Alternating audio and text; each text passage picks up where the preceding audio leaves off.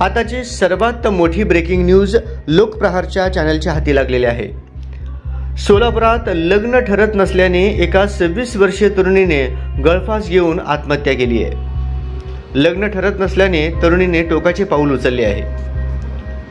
याबाबत मिळालेली अधिक माहिती अशी की काल दिनांक 3 जानेवारी 2024 रोजी 11:30 वाजण्याच्या सुमारास लग्न ठरत नसल्याने मानसिक त्रासाला कंटाळून एका 26 वर्षीय तरुणीने गळफास घेऊन आपले जीवन संपवले आहे।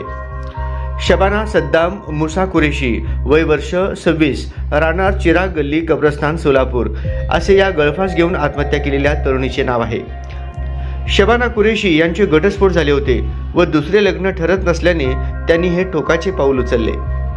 राहत्या घराच्या पत्र्याच्या अँगलला दोरीच्या सहाय्याने गळफास घेतल्याने बेशुद्ध अवस्थेत मिळून आल्याने त्यास अजीज कांबले भाऊ यांनी उपचारासाठी सोलापुरातील शासकीय रुग्णालय अर्थात सिव्हिल हॉस्पिटल या ठिकाणी दाखल केले असता उपचारापूर्वीच मयत झाल्याचे समजले।